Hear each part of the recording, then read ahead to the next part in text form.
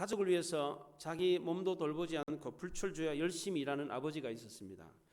가족은 이 아버지의 헌신 덕분에 작은 집도 장만하고 올망졸망 행복의 꽃을 피워가고 있었습니다. 그런데 어느 날 아버지가 일을 하다가 일터에서 그만 불의의 사고로 왼쪽 손가락 2개를 잃고 말았습니다.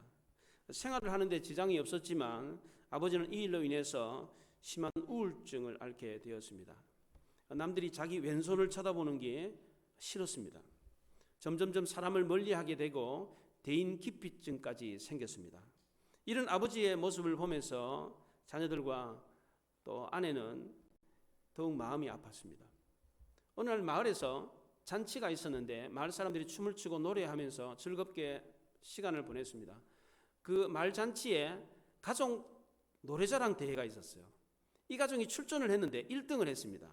그래서 마을 이장이 상품을 주면서 아내에게 짓궂게 이런 질문을 했습니다. 남편의 어디가 제일 매력적이고 잘생겼습니까? 그랬더니 아내가 빙그레 웃으면서 이렇게 대답했습니다. 우리 남편은 다 잘생겼지만 그 중에서도 제일 잘생긴 게 왼손입니다.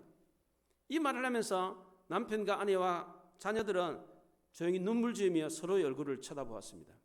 얼마나 아름다운 가정입니까? 남편의 왼손이 제일 매력적이라고 합니다. 남편의 불룩한 배, 피곤해지던 얼굴, 굽어진 어깨, 가끔씩 멍하니 하늘을 쳐다보는 눈길, 여러분의 남편에게도 이런 모습이 있지 않습니까? 한번 주위를 돌아보십시오. 우리 남편과 아내를 한번 쳐다보십시오. 예, 부부지간 한번 서로 얼굴 한번 보십시오. 그리고 서로를 보면서 고맙소 하고 인사 한번 해주십시오. 고맙소. 이렇게 말을 하면 남편의 배가 쑥 들어가요.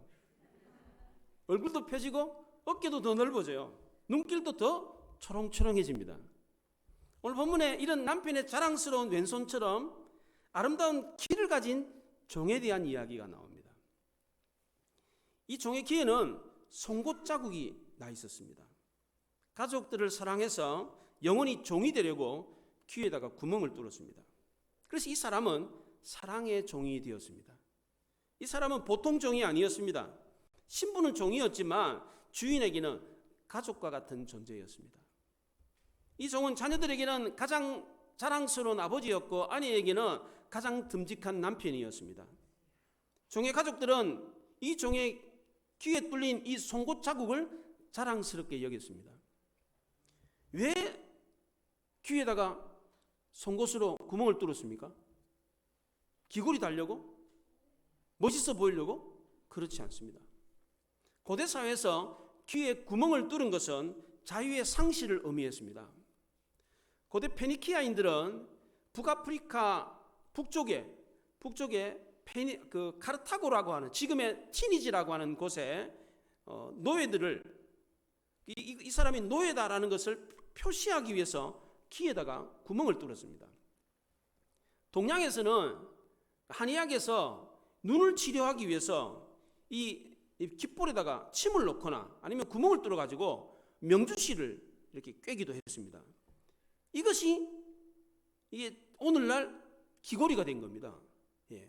한의학의 동양에서는 귀를 치료하기 위해서 하다 보니까 거기 구멍을 뚫다 보니까 그게 귀걸이가 된 거예요. 근데 서양 사람들은 그게 아니고 이게 귀를 뚫은 것은 곧 노예를 의미하는 것이었습니다. 그 당시에 종이 되는 경우는 크게 3가지였습니다. 전쟁 포로가 돼가지고 노예가 되는 경우, 종이 되는 경우가 있었고요. 빚이나 가난 때문에 혹은 범죄로 인해서 상대방에게 그 재물에 대한 피해 보상을 하기 위해서 종이 되는 경우가 있었습니다. 또 하나는 태어날 때부터 종이 되는 경우가 있었습니다. 당시 일반적인 종은 영원히 종으로 살다가 죽어야 했습니다. 누군가 속전을 해주지 않는 한 그 사람은 영원히 노예 신세를 벗어날 수가 없었습니다. 종은 하나의 인격체로 인정받거나 보호받지를 못했습니다. 단지 주인의 소유물이었습니다. 재산이었습니다.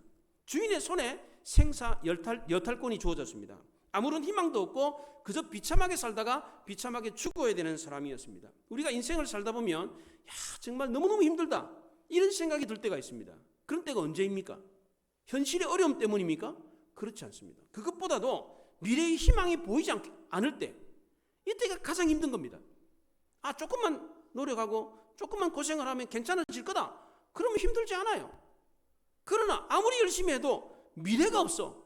희망이 안 보여. 이럴 땐 더더욱 괴롭습니다. 이건 죽음보다도 더 치명적인 어려움인 것입니다. 고대 근동의 노예들에게는 이런 희망이 없었습니다. 그런데 이스라엘 백성들의 종은 달랐습니다.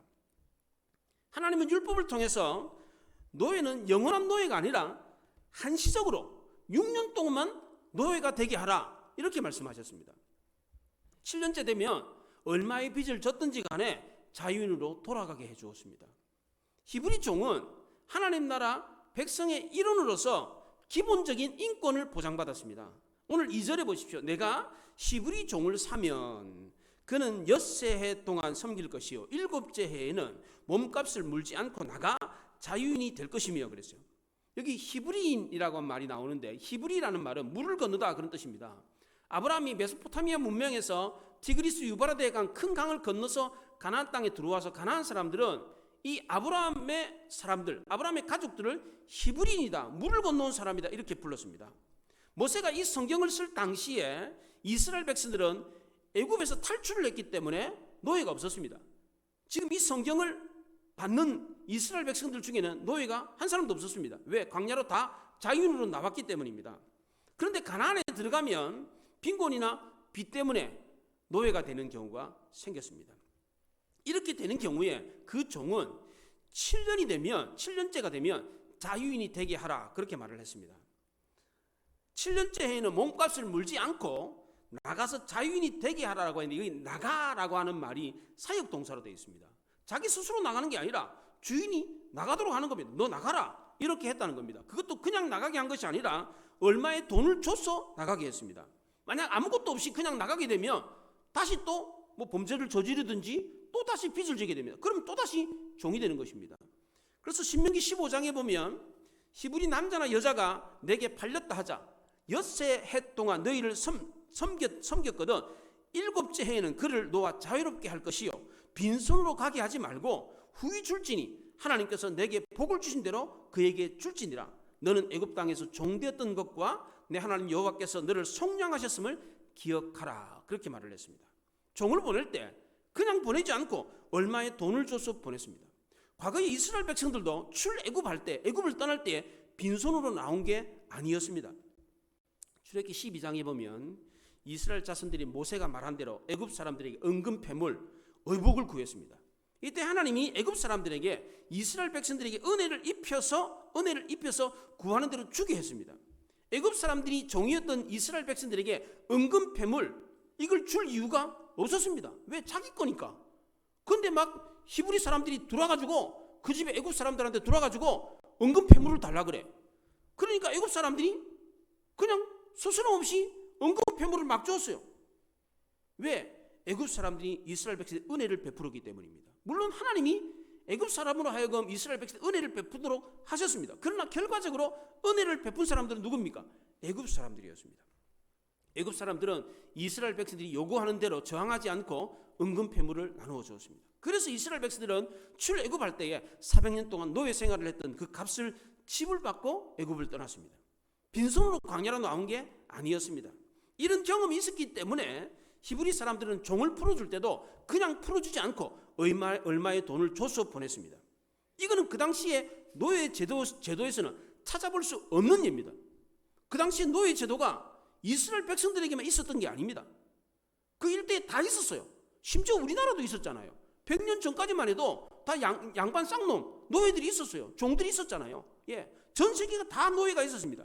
이런 상황에서 이런 제도는 찾아보기가 어렵다는 겁니다. 없다는 겁니다. 이런 제도가 없습니다. 또나 히브리 종이 다른 나라 종들과 달랐던 점은 종이 아니라 품꾼과 동거인으로 대우를 받았다는 겁니다. 레위기 25장에 보면 종으로 부리지 말고 품꾼이나 동거인과 같이 함께 있게 하여 신년까지 너를 섬기게 하라, 그렇게 말을 했습니다. 히브리 종이 이방인 종들과 대우를 달리 받았습니다. 그 이유는 하나님이 애굽 땅에서 인도하여 낸 내 종들이다, 이렇게 말씀하셨기 때문입니다. 이스라엘 백성들은 다 내 종이다, 하나님의 종들이었기 때문입니다. 또 지금 종들을 부리고 있는 이 사람 역시도 과거의 조상들이 애굽에 있었을 때 종이었기 때문입니다. 또 히브리들 모두는 다 과거에 노예에서 해방된 사람들이었기 때문입니다. 그래서 비록 빚이나 가난 때문에 종이 되었다고 할지라도 그 사람들을 종으로 대하지 말라는 겁니다. 고용관계가 끝나면 품꾼이나 동거인으로 그리고 평등한 인간관계로 돌아갈 수 있도록 해주라, 그렇게 말했습니다. 또 하나 히브리 종이 이방인 종들과 달랐던 점은 여종을 대하는 태도였습니다. 여자종. 노동을 하는 종들은 남녀 차별이 없었습니다. 6년 일을 하면 7년째 되면 다 해방을 시켜줬습니다. 그런데 주인이 아내를 삼기 위해서 데려온 이 여종은 7년이 되어도 해방이 안 됐습니다. 왜냐하면 이제 주인의 가족이 됐기 때문입니다. 결혼을 통해서 가족이 됐기 때문입니다. 히브리 여종은 그 시대에서 남자 종보다 더 약한 존재였습니다. 그 삶의 형편이 더 열악했습니다. 주인이 첩으로 삼으려고 데리고 왔는데 보니까 마음에 안 들어. 뭐 얼굴이 못생겼든지 아니면 태도가 불량하든지 어떻든지 간에 딱 보니까 아니야. 그러면 외국인한테 팔지 말고 속량해줘라, 그렇게 말을 했습니다. 몸값을 치른 것으로 치고 그냥 놓아줘라, 그렇게 말했습니다. 만약 그렇지 않은 경우에는 다른 히브리인에게 팔든지 아니면 자기 아들에게 주든지 그렇게 하라고 했어요. 만약 아들에게 주면은 딸처럼 여기라, 그렇게 말했습니다. 주인이 이 여종이 마음에 안 들어가지고 새 장가를 들었어. 여종을 자기 첩으로 데려왔는데 마음에 안 들어. 다른 여자랑 결혼을 했어요. 그럼 이 여자는 천덕꾸리가 되느냐? 그렇지 않습니다. 음식과 의복과 남편의 책임을 다해야 된다, 그렇게 말을 했습니다. 이렇게 음식과 의복과 남편의 책임을 다하지 못할 경우에는 그저 나가도록 해주라, 그렇게 말을 했습니다. 종에 대한 이런 법은 주변 나라 법에서는 찾아볼 수가 없는 아주 파격적인 법이었습니다. 3000년이 훨씬 전입니다. 이 노예의 법이, 이런 법이 다른 나라에는 없었다는 겁니다. 이런 법이 얼마나 놀랍습니까? 7년이 되는 해에는 자유인으로 돌아가게 해줘라. 얼마나 놀라운 희망입니까? 고대 사회에서 노예는 중요한 자본이었고 재산이었습니다. 노예가 많은 집은 부잣집이었습니다. 그래서 애굽의 바로왕은 이스라엘 백성들을 노예에서 풀어주지 않으려고 그랬습니다. 이 노예를 통해서 부국강병을 이루었기 때문입니다. 부를 축적하는 도구였습니다. 그런데 하나님이 7년이 되면 이 노예들을 다 풀어주라, 그렇게 말을 했습니다. 이스라엘 백성들에게. 하나님은 출애굽기 20장에서 신에 대한 10계명을 이야기하고 난 뒤에 오늘 보면 출애굽기 21장에서 인간 생활에 대한 생활 규범을 얘기하셨어요. 이제 생활 규범에 대해서 어떨 때는 어떻게 하고 어떻게 하라, 이렇게 이제 법을 이제 이야기하는데 그 생활 규범을 얘기하면서 제일 먼저 종에 대한 법을 이야기하셨어요. 왜 하필이면 종에 대한 법을 제일 먼저 하셨습니까? 첫째는 그 당시에 종이 제일 불쌍한 존재였기 때문입니다. 하나님 이렇게 불쌍한 사람을 그냥 지나치는 법이 없습니다. 불쌍한 사람이 있으면 그냥 내버려두고 모른 척하고 지나갈 수가 없어요. 하나님은. 왜? 긍휼과 사랑이 많으신 분이기 때문입니다. 하나님은 곧 사랑이라고 그랬습니다. 두 번째로 이 종에 대한 법이 제일 먼저 나오는 이유는 이스라엘 백성들 역시도 과거에 애굽에 있었을 때 종이었기 때문입니다. 신명기 15장 5절에 너는 애굽 땅에 있었을 때에 종되었던 것과 내 하나님 여호와께서 너를 속량하셨음을 기억하라, 그렇게 말했습니다. 이스라엘 백성들도 과거에 애굽에서 종으로 있었는데 하나님의 은혜로 해방을 경험했습니다. 그렇기 때문에 다른 종들도 해방시켜줄 의무와 책임이 있는 것입니다. 세 번째로 종에 대한 법을 제일 먼저 이야기했던 것은 우리 역시도 죄의 종이었기 때문에 그렇습니다. 로마서 6장 17절에 너희가 본래 죄의 종이더니 그렇게 말했어요. 우리도 다 죄의 종이었기 때문입니다. 마지막 세 번째로 종에 대한 법이 제일 먼저 나오는 이유는 우리를 위해서 죽으신 그리스도 역시도 종이었기 때문입니다. 빌립보서 2장 6절과 7절에 그는 하나님의 본체시나 오히려 자기를 비워 종의 형체를 가지셨다, 그렇게 말을 했습니다. 하나님은 이 종에 대한 법을 통해서 그리스도의 구속 사역을 알려주었습니다. 이 법을 통해서 우리는 하나님의 마음이 어떠한지를 알 수가 있고 예수 그리스도를 통한 구속 사역이 어떻게 이루어졌는지를 알 수가 있습니다. 하나님의 아들이신 그리스도가 왜 종이 되셨습니까? 이것을 알 수가 있습니다. 먼저 이 법에 나타나는 하나님의 마음이 뭡니까? 하나님의 법 철학이 뭡니까? 첫째는 인간은 하나님의 형상으로 만들어진 존귀한 존재라는 겁니다. 둘째로 인간의 생명 소유권은 인간에게 있는 것이 아니라 하나님께 있다는 것입니다. 세 번째로 하나님이 원하시는 세상은 인간이 인간을 억압하고 지배하는 세상이 아니라 서로의 인격을 존중해주고 사랑하고 협조하는 평등한 세상이 되어야 한다는 것입니다. 우리가 이 세상을 살면서 가장 중요한 법칙 중에 하나가 바로 이해관계입니다. 주거니 받거니, 기브 앤 테이크. 내가 돈을 주면 물건을 건네받습니다. 그러나 하나님이 이스라엘 백성들에게 알려준 법은 이런 이해관계의 법이 전부가 아니었습니다. 이런 이해관계를 뛰어넘는 사랑과 용서와 은혜의 법이 있었습니다. 이스라엘 백성들은 과거에 애굽의 노예였습니다. 그래서 노예의 고통이 얼마나 크고 비참한지를 잘 알고 있었습니다. 그런데 개구리 올챙이 씻을 모른다고 이런 망각이 있었기 때문에 하나님은 이 법을 통해서 다시금 용서와 사랑과 은혜의 법을 가르쳐 주셨습니다. 너희들도 과거에 종이었다. 너희들도 종이었으니까 종된 사람을 종으로 대우하지 말고 온전한 인격체로 대우해 주라. 그렇게 말을 했습니다. 한 사람은 종이고 한 사람은 주인이 된 거, 이런 신분의 차이는 6년이면 족하다. 그렇게 말씀하셨어요. 하나님은 흙으로 빚어가지고 그 코에 생기를 불어서 만든 이 사람은 하나님의 형상으로 만들어졌기 때문에 모든 인간은 다 평등하다는 것입니다. 히브리사에서 노예에서 해방되는 경우가 한 5가지 정도가 됩니다. 6년 동안 일을 하게 되면 노예에서 해방이 됩니다. 50년째 신년이 되면 노예에서 해방이 되었습니다. 여종을 첩으로 데리고 왔는데 주인이 의무를 행사하지 않으면, 마음에 안 들어가지고 의무를 행사하지 않으면 노예에서 해방될 수가 있었습니다. 상전에게 얻어맞아가지고 불구가 되는 경우에는 속정금 없이 자기가 팔렸을 때 낸 그 돈 안 내고 해방될 수가 있었습니다. 또 하나는 주인이 너무 가혹하게 부려먹어가지고 견디지를 못해서 도망가는 경우, 붙잡혀와도 그 사람은 피난권을 주어서 해방시켜 주었습니다. 이와 같은 조항을 보면 하나님이 인간을 얼마나 사랑하셨는지, 얼마나 인간의 인격을 존중해 주었는지를 알 수가 있습니다. 하나님은 한 사람이 경제적인 이유 때문에 종노릇을 하더라도 그것은 임시적인 거다. 6년을 넘어서는 안 된다. 그렇게 말씀하셨습니다. 제7년째가 되면 종이 아니라 동등한 지위와 권한을 갖는 평등한 인간으로 풀어주라. 그렇게 말씀하셨습니다. 6년의 종살이를 하는 종들은 7년째를 손꼽아 기다립니다. 그럴 수밖에 없잖아요. 왜 7년째 되면 풀어주라 그렇게 말을 했습니까? 왜 필이면 7년입니까? 7일이 안식일이고 7년이 안식년이었기 때문입니다. 하나님은 이때에 노예들도 다 쉬게 했습니다. 하나님이 천지 창조를 하셨을 때에 제7일째 안식일 때는 어떻게 하셨어요? 다 쉬게 하고 보기에 좋았더라 그렇게 말씀하셨습니다. 히브리사에서 이 안식일, 안식년을 제일 학수고대하는 사람들이 누굽니까? 노예들이었습니다. 오늘날 노동자들도 마찬가지잖아요. 쉬는 날 학수고대 하잖아요. 그렇잖아요. 왜 학수고대 합니까? 왜 그날 학수고대, 빨간 날 학수고대 하잖아요. 왜 학수고대 합니까? 쉬니까. 예. 이들에게 이 안식일, 안식년은 희망이었고 소망이었습니다. 우리도 마찬가지입니다. 우리도 전에 죄의 종이었습니다.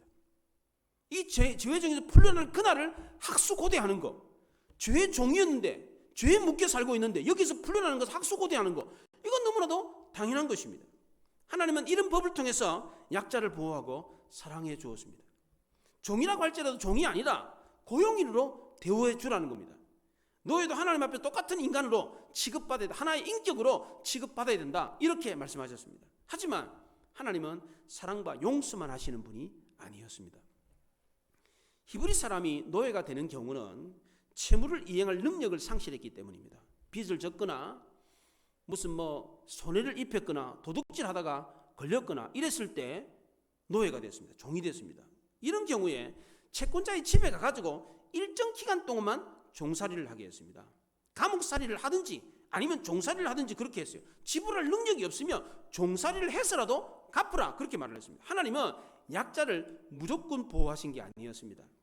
이 법을 악용해가지고 빚지는 것을 그냥 마음대로 그냥 빚을 지고 나 못 준다, 줄 거 없다 이렇게 할 사람이 생길까 싶어가지고 종살이를 해서라도 갚도록 했습니다. 얼렁뚱땅 넘어가는 법이 없었습니다. 엄격한 공의를 실행하셨습니다. 하지만 종살이를 하지만 종으로 여기지 말고 하나의 인격체로 받아주라 그렇게 말을 했습니다. 그리고 7년째가 되면 그 빚을 다 갚지 못했다고 할지라도 자유인으로 풀어주라 그렇게 말했습니다. 이것은 무조건적인 해방이 아니었습니다. 오늘 본문에 보면 종을 해방해 주는 경우가 3가지가 나옵니다. 첫째는 혼자 종이 됐다가 혼자 종으로 풀려나는 경우. 혼자 자기 홀로 종이 되고 그 집안에 들어갔어요. 6년을 일했어요. 그럼 혼자 풀려나는 겁니다. 두 번째는 종이 되기 전 이 사람이 결혼을 했어요. 부인과 함께 그 집에 종살이를 하러 들어갔어. 그럼 6년을 지나면 7년째가 되면 부인과 함께 풀려날 수가 있었습니다. 그런데 세 번째 경우는 이 사람이 홀로 독신이었는데 주인집에 들어가서 종살이를 하다가 주인이 아내를 줬어요. 그 집에서 자식을 낳았네. 그래서 부인과 자식을 얻었어요. 6년 동안 일을 했어요. 7년째 풀려나는데 자기 아내와 가족들을 데리고 나올 수 있느냐? 안 된다는 겁니다. 이거는 자기 혼자만 나와야 돼요. 첫 번째, 두 번째 경우에는 종의 인격을 보호해주기 위한 조치였다면 세 번째 경우는 주인의 재산을 보호해주기 위한 조치였습니다. 세 번째 경우는 주인이 준 아내로 인해서 가정을 이루어서 자녀를 얻었습니다. 이 경우에는 7년 안식년이 되어도 혼자 떠나야만 됐습니다. 왜냐하면 그 아내와 자식들은 주인의 소유였기 때문입니다. 야곱도 마찬가지입니다. 혀를 단신으로 아버지의 집을 떠나 삼촌 라반의 집에 들어갔습니다. 나중에 결혼을 해가지고 아내를 얻고 자식을 얻었습니다. 그리고 삼촌 집을 떠나려고 하는데 그냥 떠날 수가 없었습니다. 왜냐하면 홀을 단신으로 삼촌의 집에 들어가가지고 부인을 얻고 자식을 낳았기 때문입니다. 결혼 지참금을 낸 것도 아니에요. 돈이 없어가지고 몸으로 때웠어요. 노동으로 때웠어요. 독신은 몸으로 들어가가지고 아내를 얻고 자식을 낳았기 때문에 그 아내와 자식을 다 데리고 떠날 수가 없었습니다. 그게 그 당시의 법이었습니다. 가족이라고는 꽃밭에서 오손도손 사랑을 나누며 6년의 세월을 보냈습니다. 토끼 같은 자식들은 6년의 종살이의 피로를 씻어주었습니다. 그런데 7년째가 되었을 때 헤어져야만 했습니다. 종의 가족도 또 종을 사랑하고 아꼈던 주인도 모두 다 아쉬워하고 서운해했습니다. 그렇지만 7년째 되었을 때 떠나야만 했습니다. 이때 자유를 얻을 수 있는 이 종은 결단을 해야만 했습니다. 자유를 포기하고 사랑하는 가족들과 함께 이 주인집에서 살 건가? 아니면 가족이고 뭐고 다 필요 없다. 나는 자유가 최고다. 그리고 떠날 것인가? 결정을 해야만 했습니다. 만약 이 사람이 가족과 함께 살기를 원한다면 딱 한 가지 방법이 있었습니다. 영원히 주인의 종이 되는 것이었습니다. 그게 5절과 6절에 나옵니다. 만일 종이 분명히 말하기를 내가 상전과 내 처자를 사랑하니 나가서 자유인이 되지 않겠노라 하면 상전이 그를 데리고 재판장에게로 갈 것이요 또 그를 문이나 문설주 앞으로 데리고 가서 그것에다가 송곳으로 그의 길을 뚫을 것이라. 그는 종신토록 그 상전을 섬기리라. 이렇게 말을 했습니다. 종은 자유를 고대했는데 가족을 사랑했기 때문에 자유를 포기하고 주인의 영원한 종이 되기로 결심을 했습니다. 이 사람은 이제부터는 비천한 종이 아니라 사랑의 종이 되었습니다. 사랑 때문에 영원히 종이 된 것입니다. 이 종은 송곳으로 그 귀에다가 구멍을 뚫었습니다. 이 일은 주인이 임의로 자기 혼자서 독단적으로 할 수 있는 게 아니었습니다. 재판장에게 데려가야만 했습니다. 그래서 6절에 상전이 그를 데리고 재판장에게로 갈 것이요 그렇게 말했습니다. 그런데 여러분 성경에 보시면 6절에 재판장에게로라고 하는 거기에 가로 1번이 되어 있습니다. 성경에 보세요. 6절에 보시면 재판장에게로 가로 1번이 조그맣게 되어 있어요. 그 밑에 보면 뭐라고 되어 있습니까? 하나님이라고 되어 있죠. 히브리어 원문에는 엘로힘이라고 되어 있습니다. 이 원문대로 이게 직역을 하게 되면 하나님에게로라고 번역을 해야 됩니다. 근데 의역을 하게 되면 의미를 따라서 번역을 하게 되면 하나님의 권위를 가진 재판장에게로라고 번역이 되는 겁니다. 근데 우리말 성경에는 재판장에게로라고 번역을 했습니다. 그러니까 의역을 한 겁니다. 전지전능하신 엘로힘 하나님이 있는 엄격한 판단이 있는 판결이 있는 법정으로 데려가라 그렇게 말했습니다. 주인은 법정에서 이제부터 이 사람은 종이 아니라 내 가족으로 대하겠습니다 라고 서약을 합니다. 그리고 종은 엄숙하게 이 사람을 영원히 나의 주인으로 섬기겠습니다 라고 서약을 했습니다. 종은 이제부터 완전히 주인에게 예속되었고 주인의 명령에 절대 복종해야 되는 약속을 하게 됩니다. 이렇게 함으로써 종은 영원히 주인의 영원한 종이 되는 것입니다. 비록 신부는 종이지만 주인이 아끼고 사랑하는 가족과 같은 존재가 됩니다. 이 종의 귀에 송곳 자국이 나 있는데 이 송곳 자국이 바로 사랑의 흔적이었습니다. 사랑했기 때문에 이 송곳으로 구멍을 뚫은 겁니다. 7년째 되었을 때 가족들은 아버지가 떠날까 고심을 했습니다. 슬픔에 잠겼습니다. 종살이를 하면서도 아버지가 있었기 때문에 외롭지 않았습니다. 그런데 아버지가 떠날 시간이 가까워 왔습니다. 만약 아버지가 떠나버린다면 남은 가족들은 어떻게 종살이를 할 것인가 막막했습니다. 그러던 어느 날 아버지가 귀에 구멍을 뚫고 왔습니다.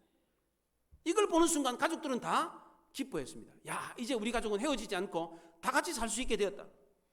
아버지의 이 송곳 자국은 세상에서 본 가장 아름다운 송곳 자국이었습니다. 만약 이 종이 가족과 주인을 사랑하는 것이 없었다면 7년째 되는 날 자유의 몸이 돼가지고 물러나라 그냥 떠날 수 있었습니다. 이렇다고 해서 이렇게 떠난다고 해서 누가 아무 말도 할 수가 없었어요. 왜냐하면 떠나는 게 그 당시에 법이었기 때문입니다. 왜냐하면 이 사람은 6년 동안 일을 해가지고 자기 빚을 다 갚았기 때문에 이제 자유인이 되었기 때문에 떠난다고 해서 누가 뭘 할 사람도 없었습니다. 이게 바로 그 당시에 공의의 법이었습니다. 빚을 다 갚았기 때문에 얼마든지 떠날 수 있었습니다. 하지만 이 공의의 법보다 더 크고 위대한 법이 있었습니다. 그것은 바로 사랑의 법이었습니다. 이 종은 이 사랑의 법을 따르기로 했습니다. 여전히 신분이 종이라고 하더라도 자유보다 더 소중한 사랑을 택했습니다. 그래서 이 사람은 행복했습니다. 이 사람의 송곳 자국은 사랑의 흔적이었습니다. 이 송곳 자국이 바로 우리 주님의 십자가 자국과 같았습니다. 스스로 길을 뚫고 종이 된 이 사람은 예수 그리스도를 예표하는 것이었습니다. 오늘 5절에 보면 만일 종이 분명히 말하기를 내가 상전과 내 처자를 사랑하니 나가서 자유인이 되지 않겠노라 그랬어요. 종이 상전과 가족을 사랑해서 스스로 자유를 포기했습니다. 귀에 구멍을 뚫고 영원히 주인의 종이 되기로 했습니다. 우리 주님도 우리를 사랑하셔서 스스로 십자가에 못 박히셨습니다. 주님은 십자가에 못 박힐 이유가 전혀 없었습니다. 우리 또한 주님에게 나를 대신해서 십자가에 못 박혀 주십시오 라고 요구할 수도 없었습니다. 심지어 하나님 아버지도 아들이신 그리스도에게, 아들 예수에게 야 네가 인간을 대신해서 십자가에 못 박혀라 이렇게 강요할 수가 없었습니다. 누구도 강요할 수 없었는데 왜 예수 그리스도는 스스로 자발적으로 십자가에 못 박히셨습니까? 자유보다 사랑이 더 컸기 때문입니다. 예수님은 우주를 헐헐 날아다닐 수 있는, 아무런 제한도 받지 않는 무한하신 하나님이었습니다. 이 모든 자유를 포기하고 십자가에 매달려 거기에 계셨습니다. 오늘 6절에 보면 상전이 그를 데리고 재판장에게로 갈 것이요 그를 문설주 앞으로 데리고 가서 그것에다 송곳으로 그의 길을 뚫을 것이라. 그는 종신토록 상전을 섬기리라. 그렇게 말했어요. 상전은 종을 하나님 앞으로 데려가 엄숙히 서약을 했습니다. 우리 주님도 하나님 앞에서 엄숙히 서약을 했습니다. 하나님 아버지가 사랑하시는 이 인간들을 위해서 내가 십자가에 못 박혀 죽겠습니다 라고 서약을 했습니다. 상전은 종의 길을 문설주에다 대고 송곳으로 귀에 구멍을 뚫었습니다. 이 문설주에 이 피가 묻잖아요. 그 문설주에 피가 묻는 게 뭡니까? 출애굽기 12장에 이스라엘 백성이 출애굽하기 전날 밤 어린 양을 잡아서 그 피를 문설주와 임방에 발랐던 그 피가 바로 누구 피입니까? 그 어린 양의 피가 누구 피를 말하는 겁니까? 예수 그리스도의 피를 말합니다. 이 귀를 뚫는다고 문설주에 대고 송곳으로 귀에 구멍을 뚫었을 때 그 피가 묻혀진 그 종의 그 피가 누구를 말합니까? 누구의 피를 말합니까? 예수 그리스도의 피를 말하는 겁니다. 귀에 구멍을 뚫는 이 종은 종신토록 주인의 종이 되었습니다. 예수님도 마찬가지입니다. 자기를 비워 스스로 종이 되었습니다. 빌립보서 2장 6절과 7절에 그는 근본 하나님의 본체시나 오히려 자기를 비워 종의 형체를 가지셨다 그랬습니다. 종이 아니었어요. 자유인이에요. 그런데도 불구하고 스스로 자기가 종이 되었습니다. 왜 이렇게 했습니까? 하나님이 너무너무 우리를 사랑하신다는 것을 알았기 때문입니다. 이것을 알고 예수 그리스도가 대신 종이 되기로 하셨던 겁니다. 예수님은 우리를 위해서 기꺼이 사랑의 종이 되셨습니다. 우리는 예수님의 이 못자국 때문에 죄사함을 받고 하나님의 자녀가 되었습니다. 우리는 이 사랑 때문에 영원히 하나님과 함께 살 수 있게 된 것입니다. 그래서 우리도 귀에 구멍을 뚫고 사랑의 메인, 사랑의 종이 되어야 하는 것입니다. 사도 바울은 자기를 소개할 때 그리스도의 종이다 이렇게 소개를 했습니다. 사도 바울은 자랑할 게 아주 많았습니다. 면문 가문에 최고의 학벌을 공부한 최고의 엘리트였습니다. 자랑할 게 그렇게 많았어요. 명함에다가 쓸 게 막 그냥 엄청 많았어요. 저는 명함을 2개 주는 줄 봤어요. 2개. 나는 다른 사람 명함인 줄 알았어요. 근데 자기 명함이더라고. 2개를 주더라고. 한 장이 안 돼가지고 2개를 주더라고요. 제가 그런 사람 봤어요. 근데 사도 바울은 자기 명함에 딱 하나, 그리스도의 종 바울, 이게 전부였습니다. 명함에 화려하게 쓸 게 너무 많았어요. 그런데도 불구하고 그거 다 지워버리고 오직 하나, 예수 그리스도의 종 바울, 이것만 썼어요. 사도 바울은 그리스도의 종이 된 것은 무한한 자랑이요 영광이라고 생각을 했습니다. 우리가 아는 복음성가 중에 이런 찬송이 있습니다. 사랑이 구주를 죽게 했네 왜 날 사랑하나, 이런 노래가 있습니다. 한번 불러볼까요? 우리 반주 듣고 한번 불러봅시다. 제가 가사를 불러드릴 테니까 같이 한번 불러보세요. 사랑이 구주를 죽게 했네 왜 날 사랑하나. 사랑이 구주를 죽게 했네 왜 날 사랑하나.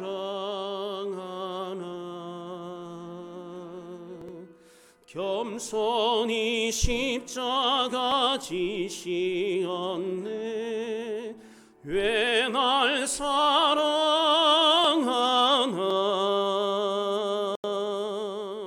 왜 날 사랑하나.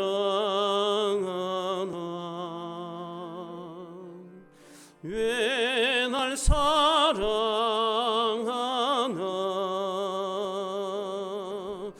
왜 주님 갈보리 가야 했나.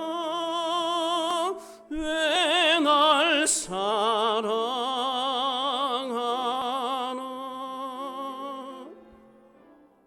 무엇이 예수님을 죽게 했습니까? 사랑입니다. 그래서 사도 바울은 사랑이 주님을 죽게 했습니다. 그 사랑이 나를 강권함으로 나도 그리스도의 종이 되었습니다. 이렇게 고백을 했습니다. 사람은 자기를 좋아하는 것에 매이고 종이 됩니다. 돈을 사랑하는 사람은 돈의 종이 되고, 명예와 권력을 사랑하는 사람은 명예와 권력의 종이 됩니다. 지식과 편견에 사로잡힌 사람은 그것의 종이 됩니다.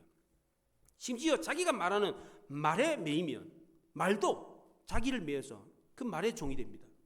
비판하기를 좋아하는 사람은 그 비판의 말에 매인 종이 되고, 남을 저주하고 욕하기를 좋아하는 사람은 그 저주와 욕에 매인 종이 됩니다. 부정적인 말을 하기를 좋아하는 사람은 부정적인 말에 매여서 종이 돼서 결국은 부정적으로 인생을 마치게 됩니다. 우리는 본래 이렇게 살았던 죄의 종이었습니다. 하나님이 이런 우리를 사랑하셔서 아들이신 예수 그리스도가 우리를 대신해서 죽으심으로 우리를 자유케 해주었습니다. 우리 모두는 그리스도의 대속으로 죄에 대해 진 빚을 다 탕감을 받았습니다. 이제는 종이 아니라 자유인이 되었습니다. 죄에 대해서 진 빚을 탕감받았기 때문에 우리도 다른 사람의 허물과 죄에 대해서 용서할 수 있어야 됩니다. 다른 사람을 너그럽게 용서함으로 그를 자유케 할 수 있어야 합니다.